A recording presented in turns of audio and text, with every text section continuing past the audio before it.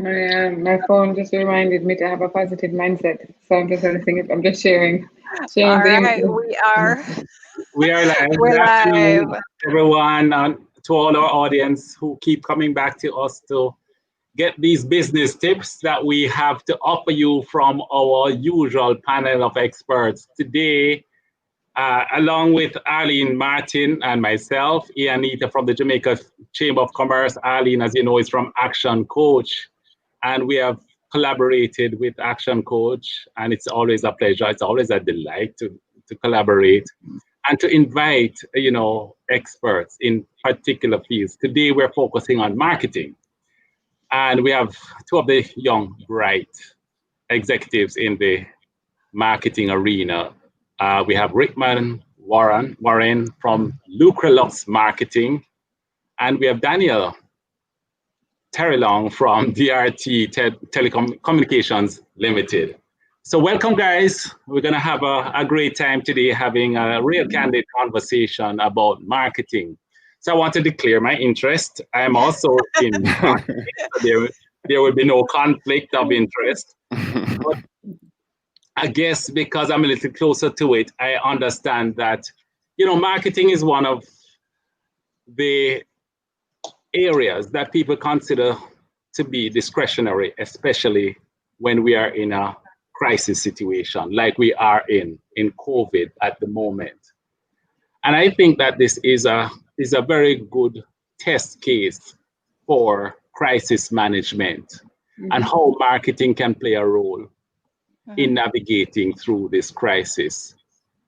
I would like, what Rickman, what should companies be doing at this time to move their companies forward? Well, there are a few things. It really is going to boil down to their business objectives first, and it depends on what exactly, what kind of services, what kind of products they're providing. The advice that I might give to, let's say, someone in the tourism industry might be different from someone in the entertainment industry. It varies, but one of the things that we've seen that has been working for a lot of companies is just treating your clients and your customers just as humans, just remembering that this pandemic is affecting everybody. It's not just, dollars and cents and what is happening on your balance sheet. Just reaching out to people, just checking in on your customers, your clients, just to, take up the phone and call somebody and ask them, hey, how you doing? That can go a far way in terms of how they feel about you and whether or not they continue to do business with you, because a lot of people are just scrambling right now and just everybody is in panic mode and we need to shrink our marketing budget or we need to cut all of the operating costs and that kind of thing. But in order to maintain the revenue, we still need to remember that the people who are paying these bills, paying for our invoices, these are actually people and not just dollars and cents. Great. And you mentioned tourism. And I've always wondered how should Jamaica be communicating at this time in respect of our tourism industry? What is it that we should be saying to our international community that is credible, that could, really start to focus on what we have to offer as a product? Daniel, you do a lot of work in promoting companies and how they should be positioning themselves. Would you have any advice for what we should be doing in tourism at this time? Sure. Just from my observation of the Jamaican brand, it's such a strong brand globally, and I believe about pretty much every brand right now. It's about keeping that relationship with your audience. I believe strongly that the Jamaica, and I actually have to give kudos to the Jamaica Tourist Board with their Discover family, reminding people what Jamaica is actually about. Yes. I really really like the work that is being done by the JTB right now. One of the things that I think even small hoteliers can do and small establishments can do is by reminding people, remember when you were here, what it was like. We still have all of that. And Mm-hmm. also, of course, ensuring that everyone knows about the protocols and that we are observing them, putting that out as well. Every small hotelier that puts that out is helping JTB bring more, making sure those planes coming to Jamaica are quite full. But I Yeah. honestly believe right now that we need to remind people about the experiences that they may have had. Of course, leveraging return customers is always important for any business right now, your existing or customers who have been with you before, reminding them about the experience, reminding them of the values and the vibe that they may have experienced here in Jamaica and certainly at your establishment. Because the truth of the matter is, my sister just sent me a message that said she's having COVID fatigue. She kind of would like to take a trip. She's starting to feel a little bit more Mhm. comfortable with Yes. that. And because people are kind of tired of Of being course. indoors, being in their city. So now is the time to go, hey, we have the protocols and we have good Jamaica that you've come to know and love throughout all of these years. So that would be what I recommend. And I think the tourism, Jamaica Tourist Board is doing a fairly good job with that as well. Okay, that's excellent. Right. Thank you so much, Danielle. Yes. And let me welcome you guys. So welcome, Daniel. Welcome, Rickman. Thanks for It's having us. great having you. And let me just say, it's been a pleasure working with you on previous things. So it really is lovely having you this afternoon as well. You both started talking about things that hint at there have been changes in marketing so far. And so if you could both comment for me, please, on what are some of the changes that you've seen in marketing since March in Jamaica in particular, because for us, the impact we started feeling it in March, I would say mid-March. Yeah. So what are some of the changes that you have been seeing in marketing since then? Uh, Mhm. Daniel, if you could start first in terms of just from a Sure. communication strategic perspective. I know you do media monitoring, you do some Yeah. monitoring, what's happening there. So if you could go ahead and then Rickman, just let us know what are some of the things that you are seeing and maybe touch on particularly maybe some things in social media as well. Yeah. Sure. So Mhm. one of the things that we immediately saw, of course, in March and running a marketing agency, all of a sudden our Yes. contract started to take quite a hit. Mhm. Me as a business owner, and I know Rickman and I had a lot of conversation around this. How do we survive this time? Because the truth of the matter is, and we were both conscious of this, this will we will rebound. I remember when the world crashed in 2008, and my sister said to me, Daniel, if you can ride this, you can ride anything, right? And I felt that way. I remember sharing it with Rickman as well, and a couple other business friends that I have. We just needed to find a way as business owners, especially in this area of marketing, to be Mhm. able to ride it through. And of course, we were of course telling that to our clients as well.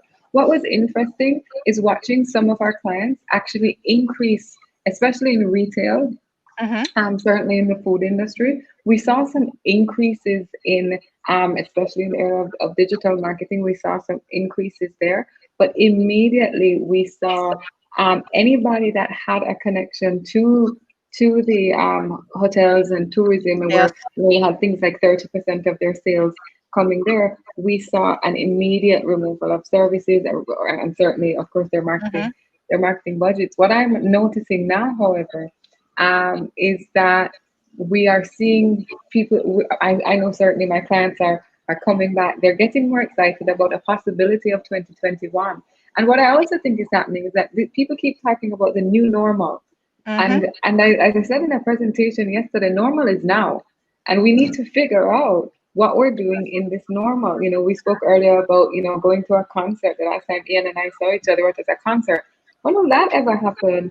again? Well, how are we still going to promote our brand that may have been the big sponsor of that particular event? Mhm. I see a lot of strategic thinking, a lot of new way of thinking, which is pretty exciting in this field Mhm. actually, and not just towards digital, but as Rickman was saying before, how are we getting in touch with that direct to consumer type of relationship right now? And that just becomes an exciting conversation and kind of shakes up the marketing industry. I kind of Mhm. think we needed a little shake up to think differently and be differently. So I could So actually talk about this for 3 hours, but I won't because Rickman is also so give really me versed on this. drop in before Rickman responds. Can you drop in a quick example of a change that you're seeing?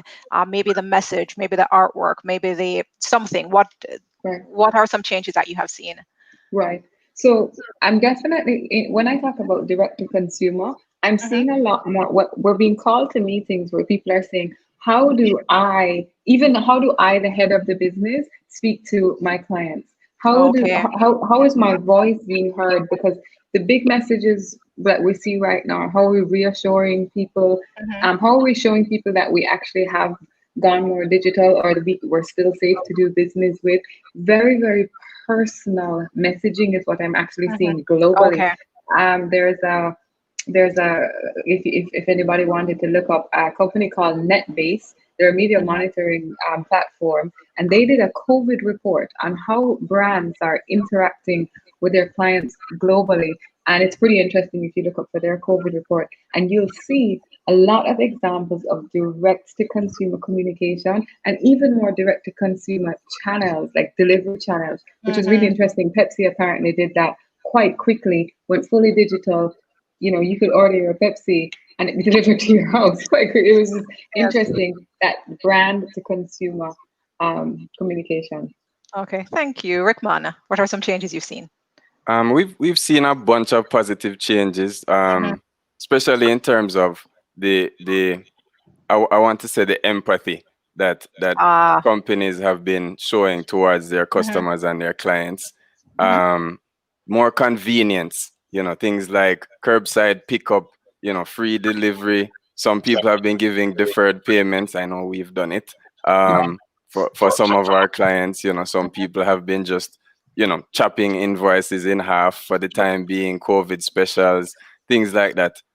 Danielle touched on, you know, personal communication. I want to just go a step further and talk about personalized communication. Okay. Um, the the one to many communication style that has Mhm. prevailed prior to now.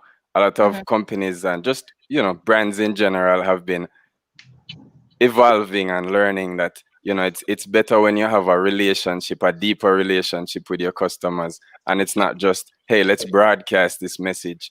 We Mhm. want to find out what is important to this single person as much Mhm. as possible, so we can better serve them. And a lot of companies have been doing that, and they've been seeing positive results from doing that. I mean, that's only natural. If people feel more like you're speaking directly to them versus just everybody, then the response that you're going to get is a lot better. And that's what's been happening for a lot of people.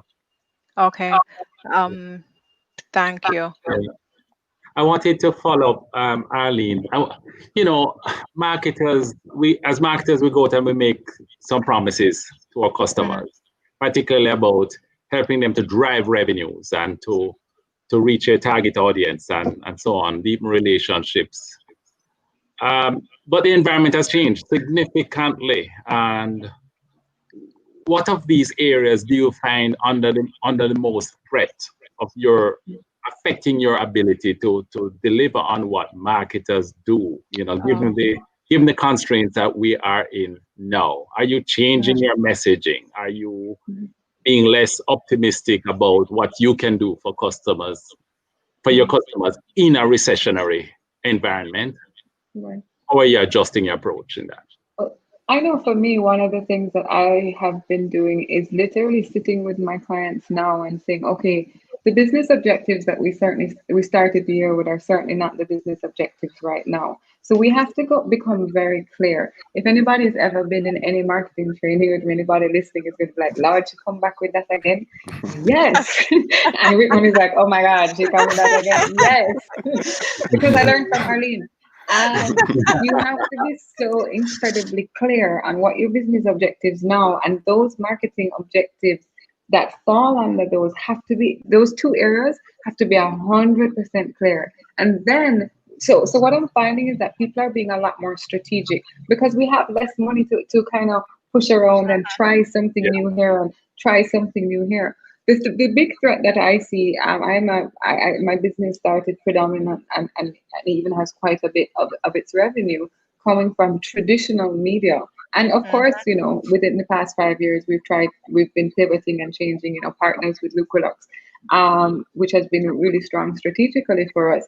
But our clients don't have that kind of traditional advertising spend anymore. I've seen it cut as much as 50%, and I've seen it cut as much as 75% during this COVID period, but certainly before that, as much as 50%. So we're definitely seeing digital. But it's not what I want people to understand, and Rickman can speak more to this, is that when we're talking about digital, we're not just talking about an Instagram post. We're talking about being really strategic, in just as you would when we planned a marketing execution before or did our marketing strategy. I find that people think, oh, digital, let me just go straight to an just do some Instagram post. No, Right. we still have to keep the same strategy of developing your marketing plan, developing your strategy. We have to go through that process, and we end with perhaps an Instagram post, perhaps with some Google advertising, perhaps with a LinkedIn, predominantly LinkedIn. It's not just kind of throw it out there, which for me has been a little bit unfortunate with how people have approached digital. But yeah, definitely the threat is on the traditional advertising, which we saw coming anyway. Okay. Great. Rickman, you want to comment as well? Yeah. Sure. Where Danielle touched on being strategic. Prior to now, the purse strings weren't as tight as they are now. A lot of people just slashed their marketing budgets in half. So they have to be clear on what it is that they're trying to achieve from marketing now. Some of the mistakes that we're seeing some people making is they're trying to just hard sell. We need to sell because we need money right now and we have bills and all of this and we need to sell. And that's not necessarily a good thing. Just going back to the empathy. The customers also have less money in their bank accounts too. It's not just you, So we need to think about how is it that we can better serve them, and not just how can we get some more money, how can we get some more revenue, how can we extend ourselves more. Those kinds of things are what I'm seeing a lot of businesses doing now, tapping into their customer profiles, understanding who it is that they're that they're promoting their services to and their products. So Danielle mentioned this in a previous training. I just touching on some of the things Danielle has taught me. If now the customers have less money to spend, that doesn't mean that you should abandon them, right? You have to stick by them now and see how it is that you can help them, however you can support them. Because when things are good again, when things are back to normal or whatever you want to call it, however long it is from now, they are going to remember the brands and the companies that stood by them when things were tough and didn't just abandon them. So you want to make sure that you are in that list of brands that they feel good about. So that's one of the things that we think that they should definitely focus more on. I have an immediate question based on that. So Danielle, I don't know if you want to answer it, to hold your thought, but you can answer it either as an observation or as a recommendation. Is it more brand building now through relationship management and the right messages, and less of the marketing for sales, meaning for transactions to be generated? So you could respond to that either in terms of what are you observing? Is it the communications and marketing for your brand, and how well are people managing the marketing and communications now to build their brand based on what Rickman has just said, or are we seeing, or as opposed to what we're seeing with respect to marketing to generate sales? So Danielle, if you can maybe complete your point or drop your point in, but really just answer that coming immediately from Rickman. Yeah. So I learned, I saw this phrase recently, and I haven't coined it. I've actually just started using it, and it says, "Right now is the time to contribute, not convert." And of course, and I just found it such a great way of phrasing where we are. The other thing I just wanted to bring up while I tie up the question that you asked is, there's some businesses that are actually doing really well. So it really depends. So we're talking about businesses that are feeling it really rough right now. But many construction companies, as an example, are kind of within that home decor and home enhancement type of thing. We've seen construction increase by as much as 30%, right? So that is actually a good time for those businesses to actually concentrate on converting, because a lot of people there's quite a bit of money being spent in that area right now. So I just wanted to make sure that anybody that's listening is not, if your business is doing really well or your industry is doing really well, this could be an awesome time to convert and be looking at your strategies. On the other side of things, for businesses that or industries that are not doing well right now, one of the things that you could consider is as your competitors stop doing the marketing, there's an opportunity. Yes. There's an opportunity for you to start getting to be the loudest one. Maybe there was a time that you couldn't afford to be the loudest one, right? Maybe this is a time that people sorry, not maybe. One of the things that I read about recently is that people are more willing to try right now because their budgets are a little bit tighter as consumers.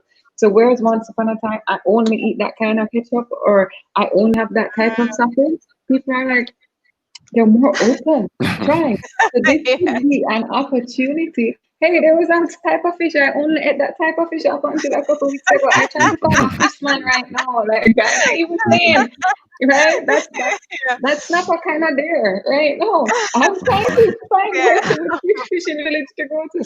So what we're reading is that people are now more open to trying new things. So here is an opportunity that if you were spending $100 before, I'm just using round figures, of course, on your marketing or 100,000, a million, whatever it is, now you could say, could I possibly use this as an opportunity to spend 1.2 or 120 or whatever it is?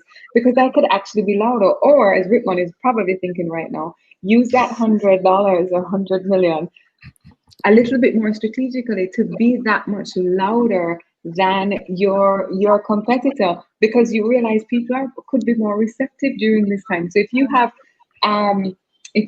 a food or that type of thing, maybe now is the time to be in the supermarket doing those promos, because people are not saying that's the only type of ketchup I'm going to eat. Maybe now people will come to your hotel because they're not really going to the bigger hotels. They're willing to try something new during this time. And so I ask everybody in here, is there something you could contemplate to actually go in front and create brand awareness and brand affinity, where your competitor who was loud as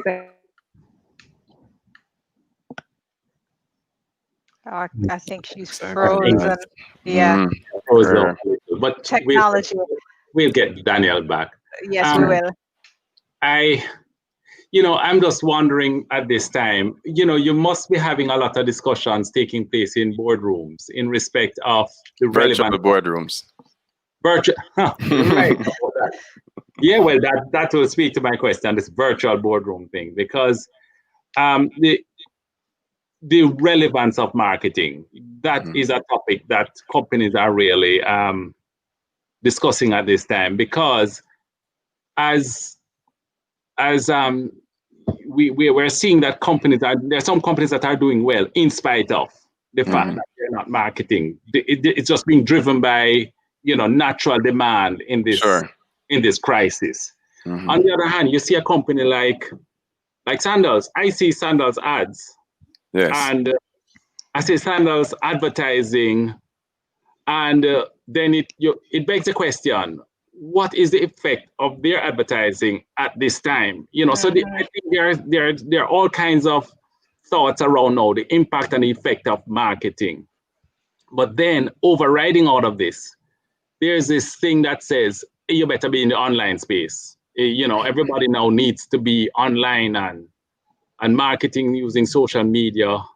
And I get the feeling that a lot of companies are pretty nervous about making this plunge, because a lot of small businesses, they really don't understand it. What are you doing to calm some of these fears and to explain and coach your clients around online marketing and just the relevance of marketing because of the examples we're seeing? Yeah. All right. So in terms of how we're calming down the clients, we have regular meetings with the clients, regular consultations, and we're always going back to their business objectives. You'll hear Danielle and I mention that all the time, because everything we do is to achieve some business objective. It's not just, all right, so we need to be in the online space now, so we need to be posting 20 times a day on Instagram because that is where everybody is now. It's not, that's not how we approach it. So we approach every situation differently. Just as you mentioned, or Danielle mentioned, what works for a construction company right now, you know, their outlook will be totally different from somebody who is putting on live events. You know what I mean? They'll be in totally different they would have totally different mindsets, totally different objectives. If you're trying to put on a live event right now, you might be trying to, instead of thinking about gathering people in person, maybe, you know, having a virtual event, shifting to e-commerce sales instead of, you know, POS system kind of sales. If you are a construction company, you might not see the value in marketing right now at all. You know, it really just depends on what it is your business objectives dictate. Yeah. In terms of the communication, I think Danielle would be better to expand on that though. Okay. Yeah, Danielle. Welcome back. Hi, I'm sorry. Thank you. I Yes. didn't actually hear the If you can question. just repeat the question for her, Ian. Yeah, I was, you know, what are you doing to calm your customers' fear around online? And we did Around speak a online. little bit about, you know, the relevance of marketing, given that you indicated earlier that a lot of companies are doing well in spite of not marketing, just being driven by demand, you know. And there are other companies like Sandals who are marketing irrespective of the crisis and may not even be getting the kind of results they need. So people will be questioning, you know, what is the role of marketing in this environment? But specifically to the online fairs that a lot of small companies have. Right. Well, I And know that remember, one of on the the reasons. communications, yes. Okay. Well, I know that one of the reasons why I Sandals, or I think I know, of course, I don't work with them, so I posit that one of the reasons why Sandals will be doing that right now is to retain their brand affinity, retain their brand loyalty. As I said before, if we ride this, we come out positive on the other side. It's really important that somebody like a Sandals maintains you know, hedges or leverages or keeps at bay anything else. We have to remember something. There are a lot of, as much as we think of ourselves, because we are the number one tourism destination on this side of the world, right? Yes. We have to ensure that we hold that, because the minute that people start traveling, you know, in the way that we did before, when it happens, Sandals has to make sure that you are remembering them over and over and over again. You're already starting to get excited. So when that day does come that you're employed again and can have vacation and all of that stuff, the only desire that you have in your heart is to take a vacation to Sandals. And thankfully, Sandals' promotions also just help with the general promotion of Jamaica. I'm always so grateful for the amount of work that they put into showing all of Jamaica. Yes. So, what are we doing to allay fears during this time? It's really just showing people how to approach things strategically, not pressuring. Like, let's take a look at this. Before, you used to spend about 17% of your revenue on marketing. What could we possibly do with 10? Because business owners right now are really just trying to figure it all out. What could we do with 5%? How are we doing? How are we using that 5% of your revenue or that 10% of your revenue more effectively?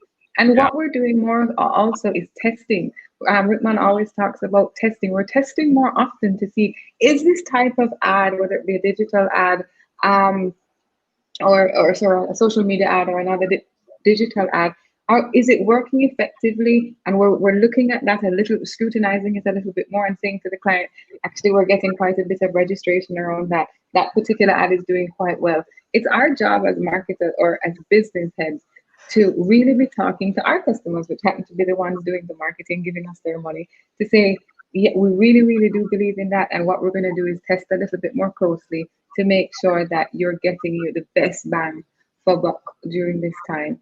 I'm also really big on research, and so what I'm always looking at what the world is doing. I'm always looking for something to say, hey, did you know that, you know, your lookalike business in Malaysia, this is something that they're doing. This is what somebody in Trinidad is doing right now. Just letting you know we're on track. because maybe that audience looks a little, their audience looks a little bit like ours. So it's really right now sticking to the research, being very strategic, understanding that the business objectives are different, and we have to be keep redefining them, and realizing that we have to be that much closer to our clients' needs right now. Or the customers' needs right now. We have to be hearing them. What do they want right now? Just to close with an example, I gave an example to a financial institution yesterday.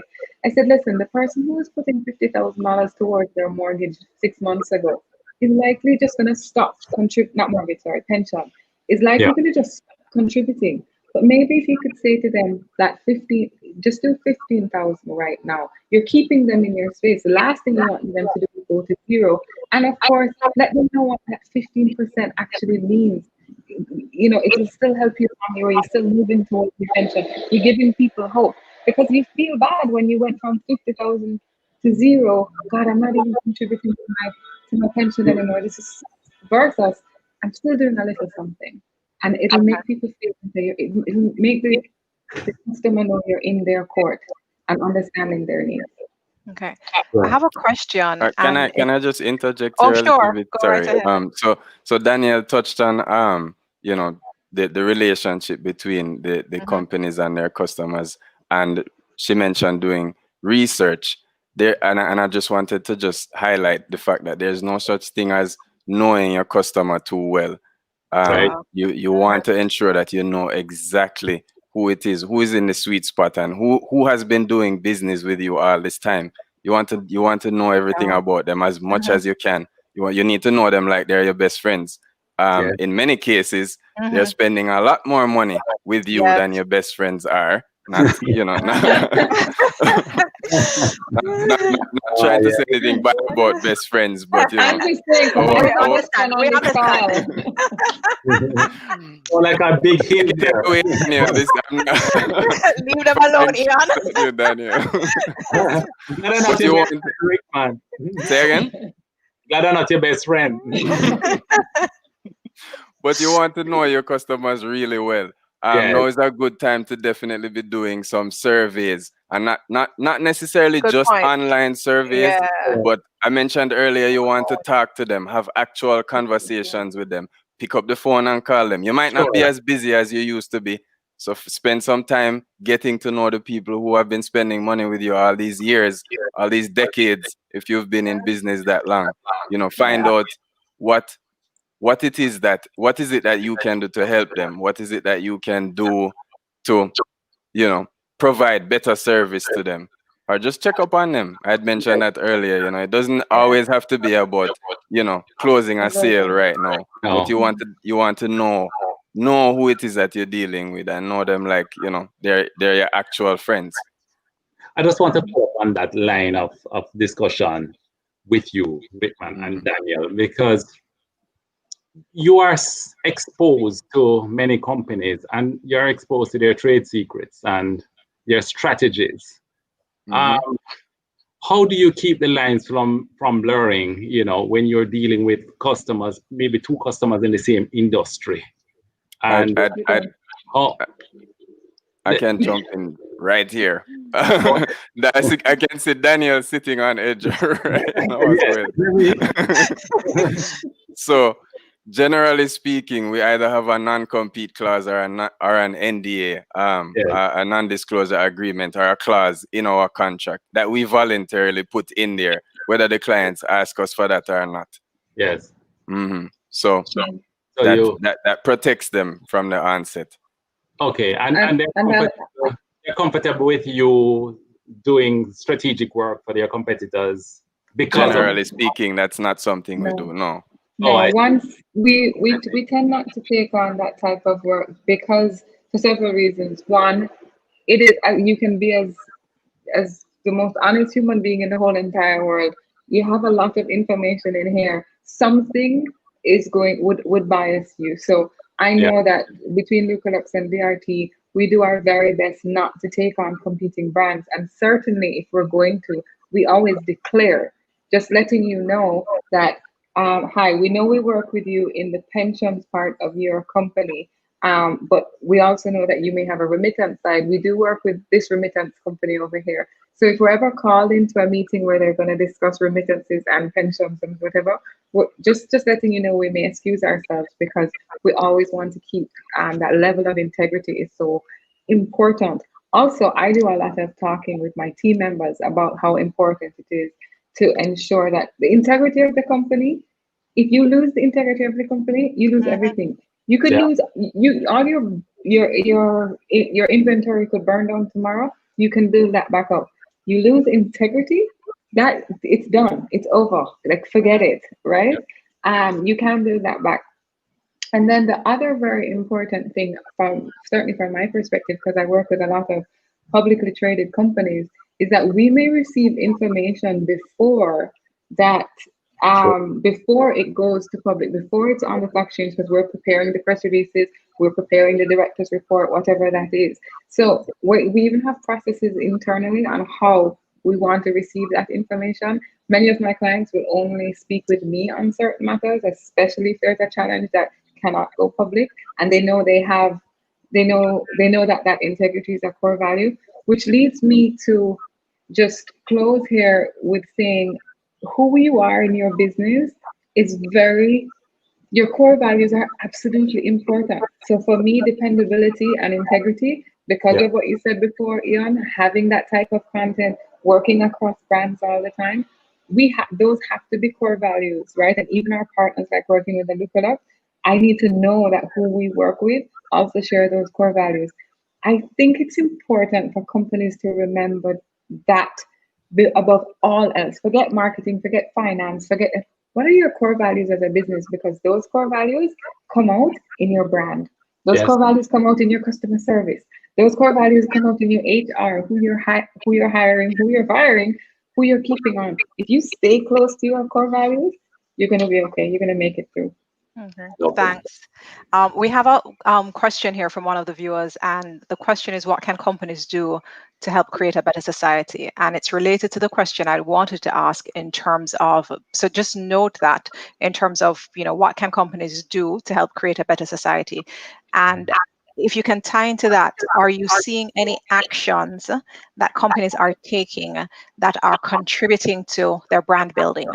So they may not be doing something deliberate, but they've reached out during the time of COVID. Some action, some initiative speaks a lot about, as you're saying, their core values. How is that helping to build their brand because they're building society? Or even with the recent rains and things that are happening, are you seeing companies acting in a way where their actions, so they're not, it's not a strategic communication, it's not part of their communication strategy, their marketing. It's just, this is what we're doing. You happen to hear the story. And so the story is a part of building their brand. So what are you observing? And then related to the question, how could companies be intentional about it and just build a better society? So if you could answer that, and then we'll have another question or two before we wrap up. Sure. One of the... Okay, go ahead. You want to go with it? You want to go? No, go ahead, Danielle. Danielle works more in CSR than I do, so All Danielle right. can speak to that. Go ahead, Okay, Danielle. good. Well, there are a couple of things that come up. I recently worked with Burrito and their APO, and I was so inspired by how much attention they paid to the frontline workers. And working on the back end of that project, I realized that it was a real desire. It was a real desire that they really genuinely wanted to acknowledge what they call the heroes of our society during this time, and offer them a share price a little bit lower than the average Joe like myself.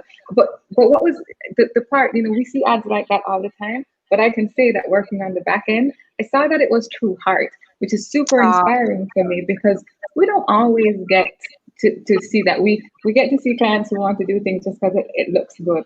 And I was really inspired. And we do work with quite a few clients who have that building Jamaica as a value. And one of the things that strikes me as awesome is I've spoken with a couple of CEOs who we're just talking like human beings, and they're like, Danielle, can you just do this? Can you send 100 meals down to that hospital for me? I don't care about the PR. Like, can you just do it? Like, people are actually feeling more human now for me than the Oh. words. I think strategic decisions are being made within their companies that are truly um, impacting our country. One of the Mhm. things that my chairman said to me the other day, and I thought it was so profound, we were talking about, I said, I was telling my team members that a part of our plan was is the development of Jamaica. It's a core value of the RT Communications. And so I brought it up and I said, my goal this year was to ensure that everybody remained employed, that I had to keep my whole staff, right? I cried in many a board meeting, just trying to hold it together and keep all my team in place. And then she said to my chairman said, well, one of the things we have to remember that as we serve these companies we work with, our clients, and build them, we are serving, they in turn are serving Jamaica. Every profitable or every viable or business of concern in Jamaica is contributing to Jamaica, whether it be through paying taxes, whether it be through Yeah. employment. We have to remember that, we tend to take a stance that goes, yeah, man, them rich people there, so, or, that big business, whatever. Yes, okay, I'm there for that sometimes. But what I'm really there for is just recognize celebrating companies growing, celebrating companies selling more, celebrating a new branch. Because for every new branch of that business that gets to open up, there's 45 or 50 more people employed in that community.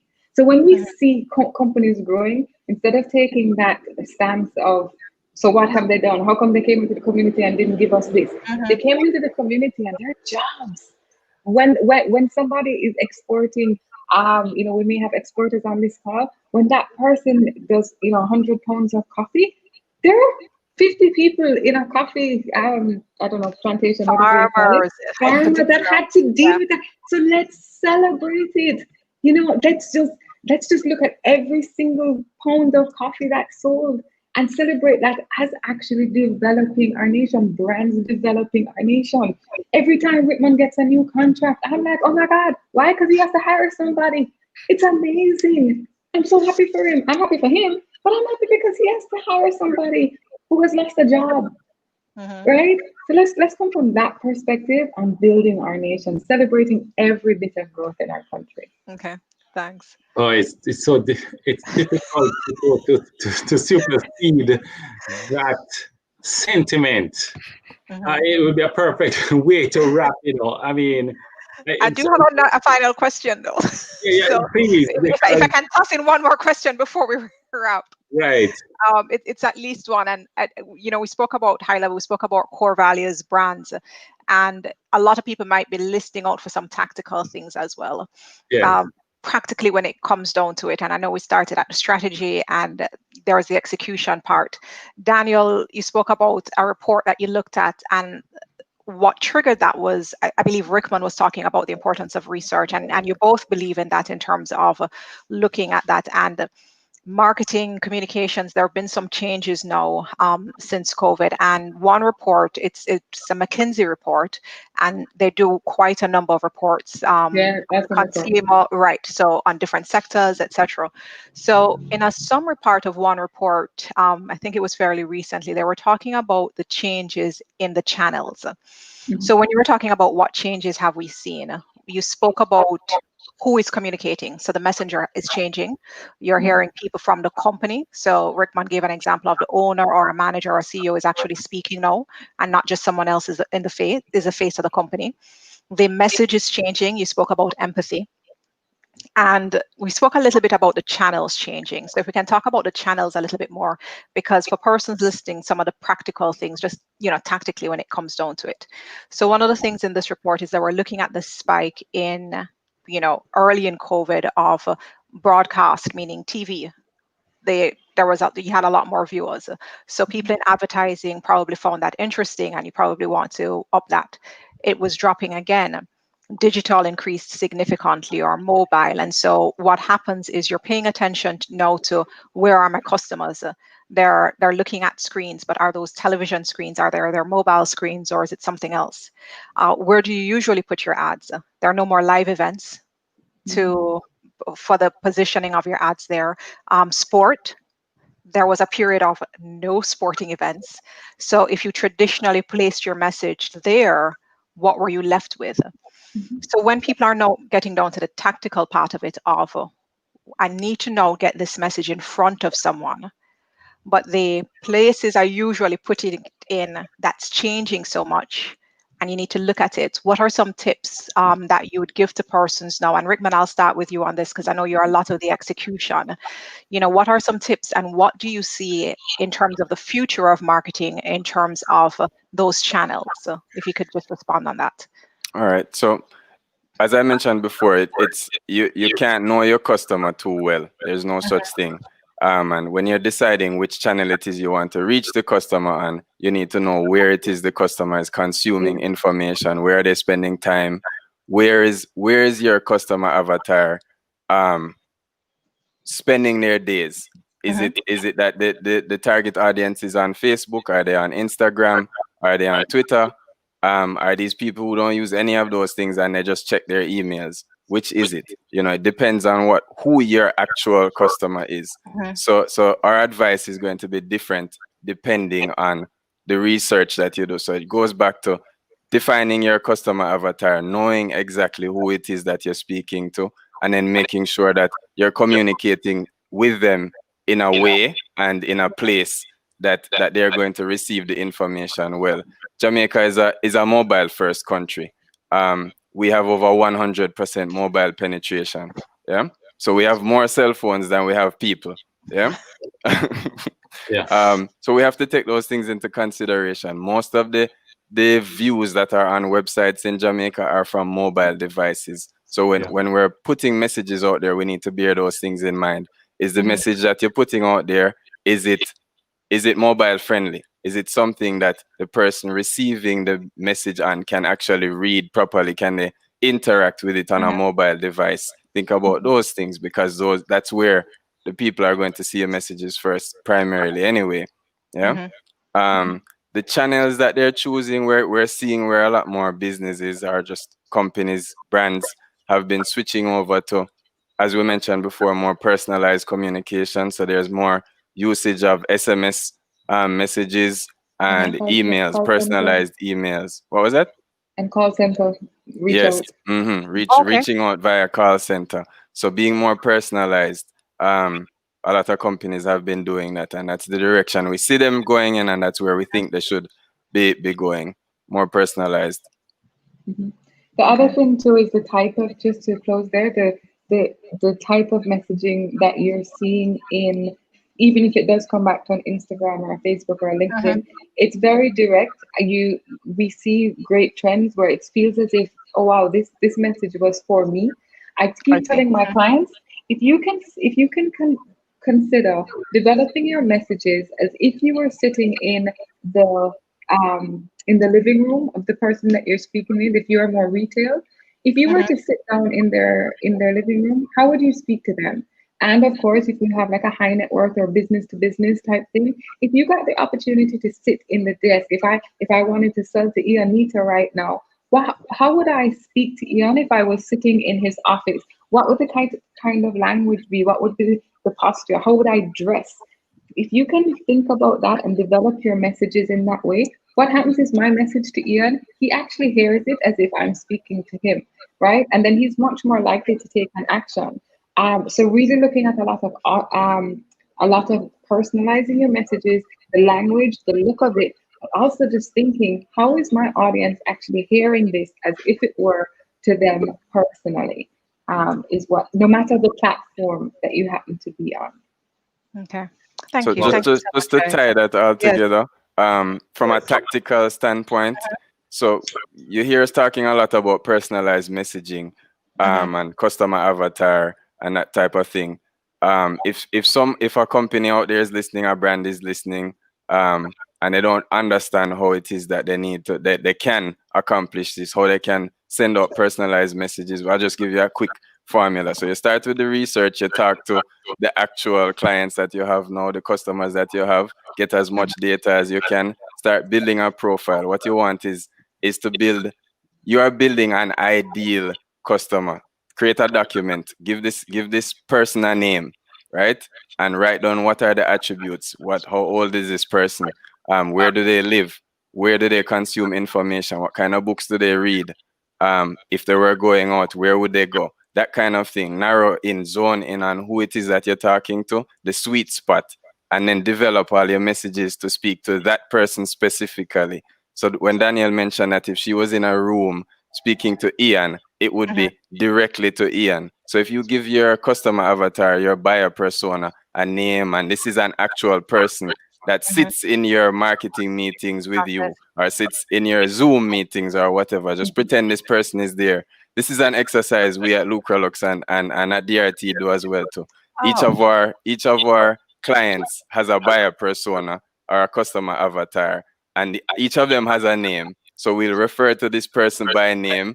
And if we're coming up with marketing ideas or anything strategic, we need to make sure that we run it by this person. Does this person want this thing based on all of the information that we've researched, all of the data that we've gathered about this person? And it's a combination of all of our best clients, our best customers are the ones that we want to focus on most. So we tap into that, and this person is there to guide us with whatever messages we're putting out there, whatever decisions we make. So I would say just tap into that, use a customer avatar, build one out. And if you need help with something like that, you can just shoot us a message to on any of these social platforms or wherever, and we can help you. We have templates and samples that you can look at too. Okay, cool. Thank you so much. The only thing I can say right now, Ian, is I'm such a proud coach. Having should be. Yes, I really am. Thank you guys. It was amazing having, and I've said that because they've participated in our coaching programs before. So yes, I'm really Coach Arlene. So I'm really a proud coach today. Thank you so much, guys, for sharing so much with our listeners. It's something that we'll continue to play, and people will definitely get value from this. So again, thank you. Ian. Yes. Over to you. Thank you so much, Arlene. And I take a bow because what we got today is so inspiring. It's just tremendous. The gems that kept pouring out of Rickman and Danielle. I think we're very privileged to have these two marketing experts. One of the things that we can agree on is that the business landscape post-COVID is going to be totally different. Especially from normal is now. Yes. Yeah. Normal is now. Normal is now. But what I'm getting is a sense of confidence that we will be more than up to the task of what needs to be done. I like the whole concept of the fact that we're all working for Jamaica, and that any positive development that takes place in any business affects us all positively. And if we really take that approach, we are going to overcome this period, and we're going to overcome it, and we're going to come out on the other end extremely strong. You two individuals, I believe, will play a significant role in navigating and shepherding companies into the spaces that they need to become extremely effective. And we're really very, very pleased that you shared this time with us today. And we hope our audience got a lot of benefits from this. And we just want to thank you again for spending the time with us. And it was us a great conversation. And as usual, Arlene, thanks on behalf of the Jamaica Chamber of Commerce. Thank you to ActionCOACH for providing this platform for us. Thank you. Thank you so much. Thanks for having us. Great session. Thank you, everyone. Okay, bye. All right. Thank you. Yeah. So we'll be on again live next week, same time, and the following week. So we'll keep tuned in. Thanks. All right. Great.